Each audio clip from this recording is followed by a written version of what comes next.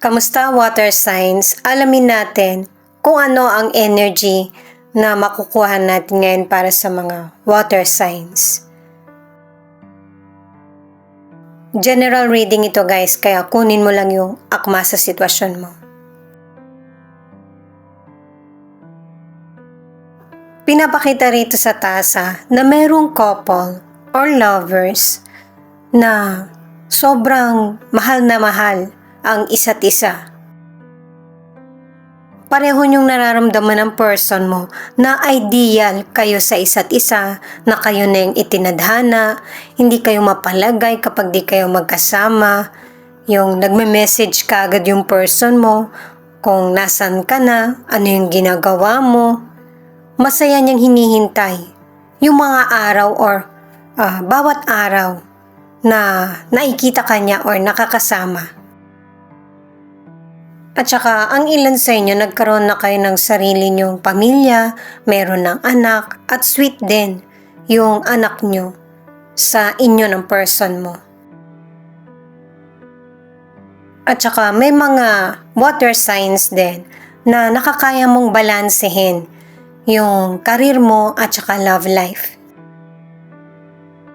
Merong water signs na LDR ang connection nyo ng person mo. Nahihirapan ka, pati yung anak mo nahihirapan din. Kumbaga, namimiss niya yung magulang niya or daddy or mommy niya. At ang isa pa, merong potential person na inaasar ka sa trabaho mo. Pero yung tao na yon, may gusto kasi siya sa iyo. Meron ding single parent na merong nagkakagusto sa iyo. At saka pinaghahanda rin ang ilang water signs na meron kang career o negosyo na tatahakin na hindi ganon kadali. Pero malalagpasan mo ito kung magiging open-minded ka, nakakaya mong mag-adjust alang-alang sa career, yung magandang oportunidad ay mapagtatagumpayan mo. At saka sa career, kahit may oportunidad na dumating, piliin mo pa rin yung alam mong gamay mo na. Para makakatagal ka sa career na sisimulan or gagawin. At saka pinapakita rin dito sa tasa na protected ka ng guide mo. Sa anumang kasamaan na nagbabadya na saktan ka or dumating na challenges man or problema. At para sa ilang water signs, kailangan meron kang clear goal sa kung ano yung gusto mo talagang tahakin sa buhay. At ang isa pa ay malalagpasan mo anumang depression, stress, o kaya pagdadalamhati na nararanasan mo. At saka merong person na nahirapan sa nagdaang relasyon. At hindi mo pa rin makalimutan yung traumang dala nito sa iyo. At magkakaroon ng pagkakataon na magkaroon kayo ng koneksyon at hihingin niya yung tulong mo. At base dito sa tasa, yung spirit guide mo ay cherubim. At saka meron siyang pony, yung maliit na kabayo. Na ang ibig sabihin, gawin mong positibo yung nasa paligid mo. At saka merong mga water signs na malakas talaga yung pangangatawan. Kaya nga, ang daming oportunidad na dumarating sa'yo or nagpapatuloy yung trabaho mo. Siyempre, nakakaramdam ka rin ng kapaguran. Pero tuloy pa rin yung mga blessings na darating sa iyo. At anuman yung distraction na dumarating sa buhay mo, pinapaalam dito sa tasa reading na protected ka. Nakadalawang banggit na ako guys, diba? Kasi yun yung pinapaulit-ulit na sinasabi. Ano man yung mga mahirap na pinagdaraanan mo sa buhay, merong mga bagong possibilities na darating sa iyo. Kaya huwag kang matakot na harapin kung ano man yung mga challenges sa buhay mo. Mahirap man itong gawin, pero mas yung makakabuti para sa iyo ang mas piliin mo. Kahit na may mga taong inuubos yung pasensya mo at yung bang umiinit yung ulo mo, kailangan mong makontrol yung emosyon mo bilang adult. Pakanayon ng mga dark angels, kaya hanggat maaari, alam mo kung ano yung tama. Mas gamitin mo yung kaalaman mo. At kung naniniwala ka sa Diyos, ito yung mas isa puso mo at isa isip. Para malalagpasan mo yung lahat, ano man yung reliyon mo or pinapaniwalaan.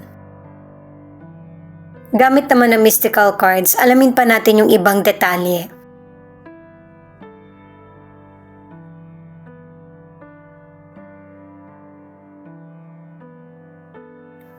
Itong unang mong card ay nagsasabing maging honest ka sa sarili mo.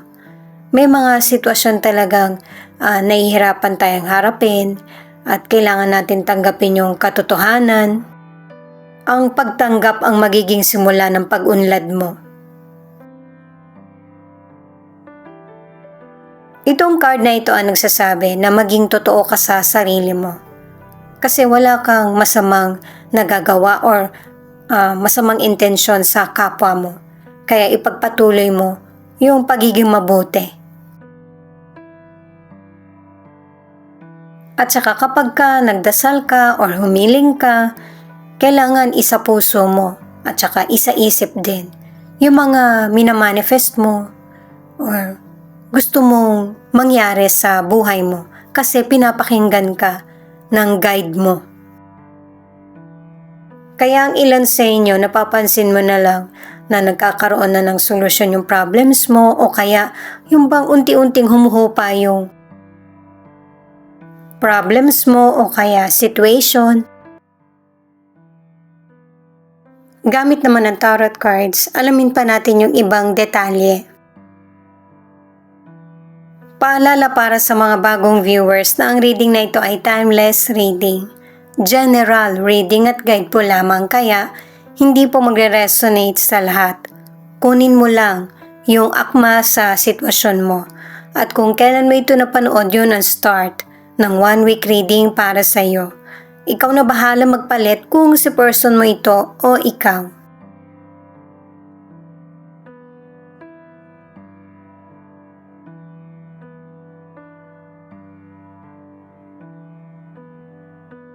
Page of Wands, Ace of Swords, Six of Pentacles. Ang mga cards na ito ang nagsasabi na merong darating sa iyo na exciting news o kaya padala, pwedeng material or financial. Ang iba naman, trabaho o kaya offer. Hindi mo pakakawalan itong magandang oportunidad na ito. Merong pagpaplano at saka kung meron mang financial or padala na material, hahatiin mo to ng may fairness. Sa career o kaya negosyo, maganda yung sign na ipinapakita ng mga cards na merong promotion o kaya bagong trabaho na maa-assign sa iyo. Ang ilan naman magkakaroon ka ng bagong trabaho.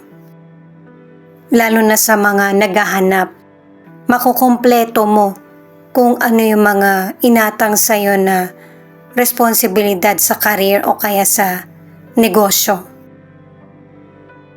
Nakadalawang cards ka na rin kasi sa success at saka victory. Ang ilan naman, ikaw yung tutulong sa person na naghahanap ng trabaho or humihingi ng tulong. Mas magiging successful ka pa, higit pa sa inaakala mo. At saka pinapaalalahanan ka rin na huwag masyadong maging mapagbigay. Ibigay mo yung kaya mo lang para maramdaman mo na matagumpay ka kasi meron kang naitatabi na para naman sa iyo. Ang ilan na nasa relationship, maganda yung nagiging takbo ng relasyon nyo. Maayos din yung communication, nagpapatuloy, merong understanding, merong give and take sa relasyon nyo ng person mo kaya nagtatagal kayo. Para sa ilang single, mamimit mo yung ideal partner mo. At saka itong person na to, hindi siya suplada or suplado kasi magaling siya makitungo sa kapwa. Mabait din siya at saka mapagbigay.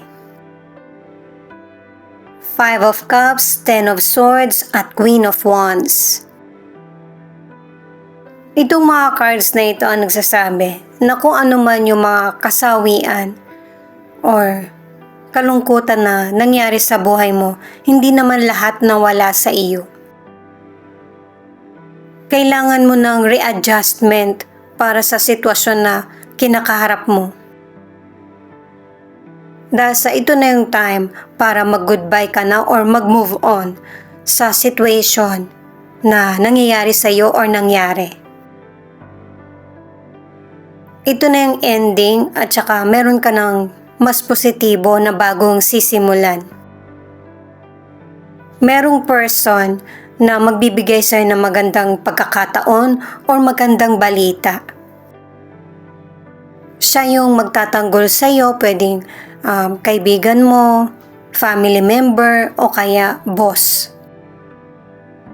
Or kasamahan mo sa trabaho. Huwag kalimutan na maniwala at saka magtiwala sa sarili.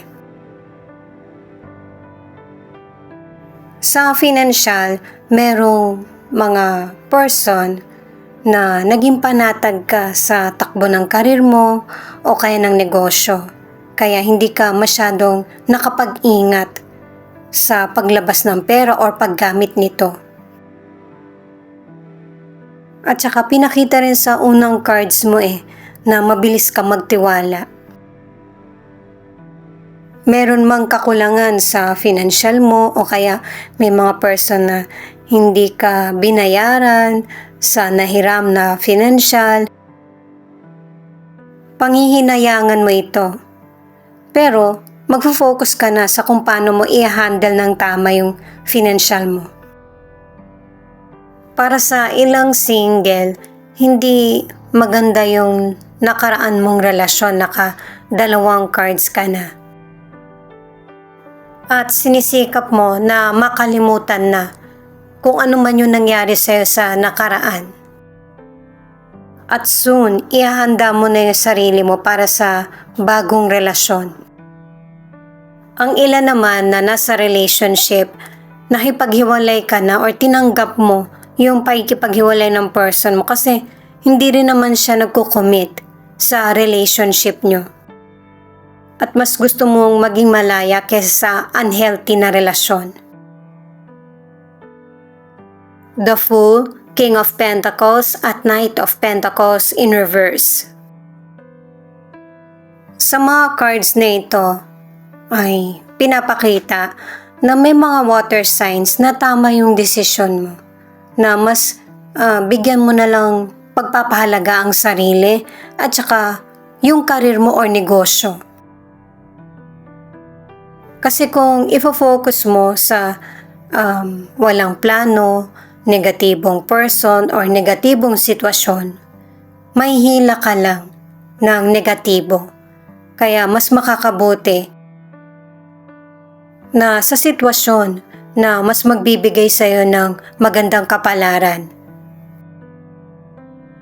Sa kalusugan, malakas ang pangangatawan ng ilang water signs. Meron ding pregnancy na ipinapakita rito kaya mag-ingat kung hindi ka pa ready na maging magulang or madagdagan yung baby mo. Dalawang cards na yung nagsasabi niya na healthy yung pangangatawan mo at kung magkasakit ka man, mabilis itong gumaling. Pero may mga person na masyadong obsessed sa sarili. May itsura ka naman, pero parang nakukulangan ka pa din. Hindi nakakabuti yung sobra at saka hindi rin nakakabuti yung tinatamad sa pag-i-exercise. Yung paglilinis at saka paglalakad, exercise din naman yon. Hindi naman kailangan ng matinding exercise sa iyo.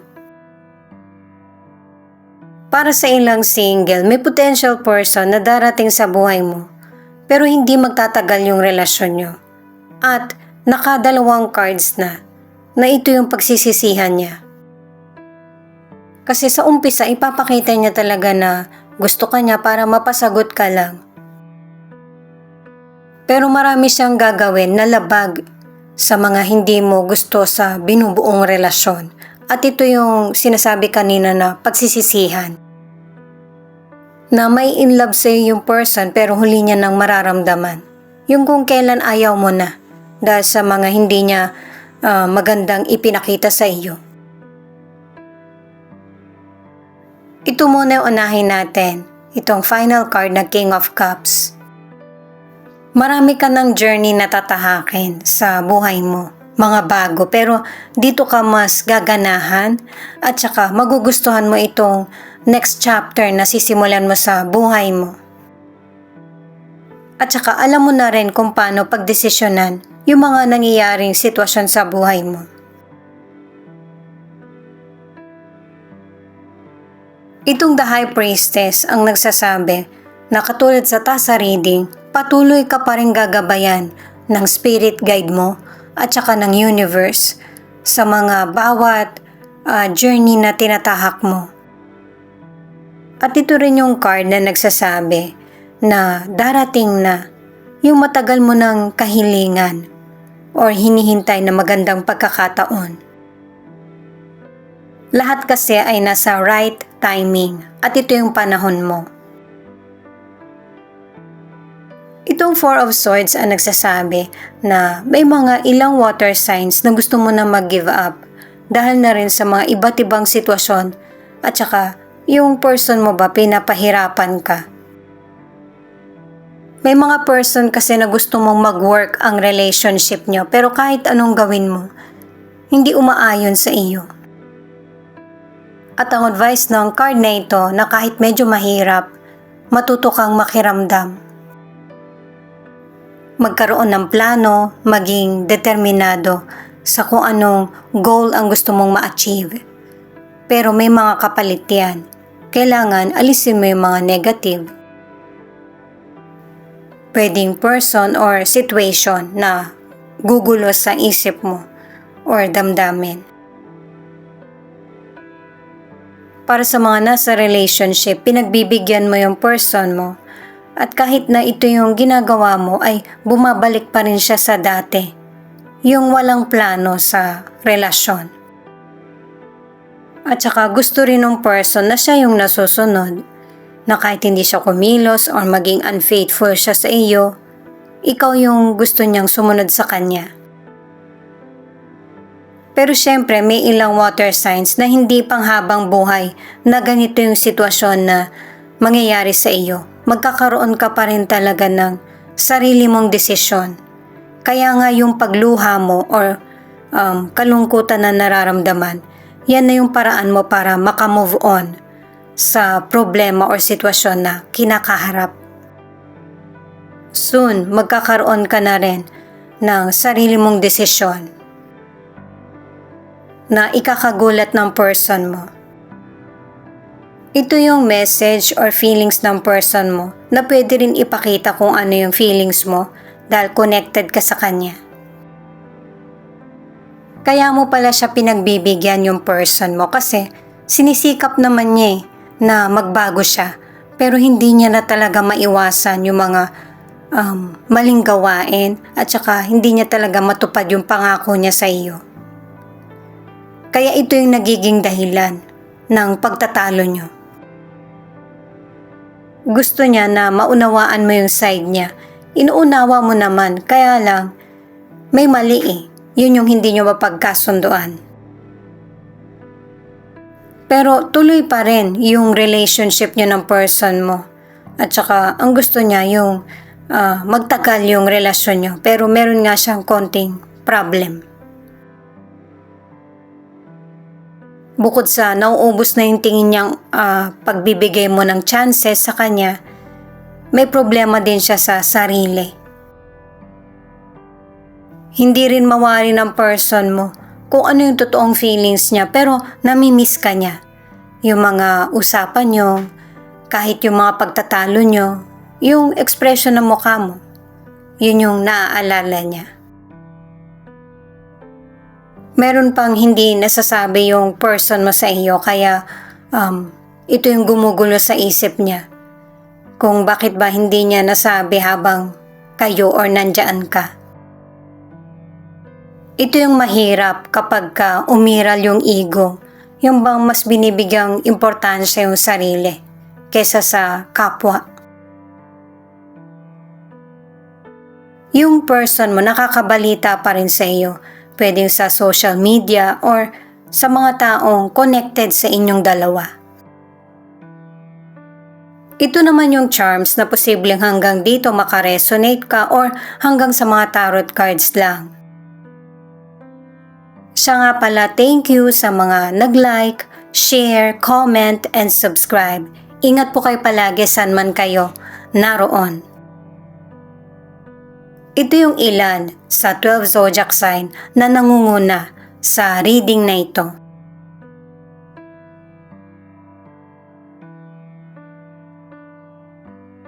Virgo, Taurus, Libra, Cancer, Leo, Sagittarius, Pisces, Aquarius.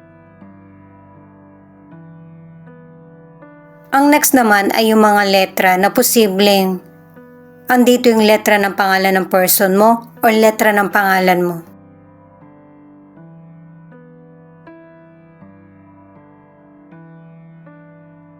H, V, K, W, D, P, B.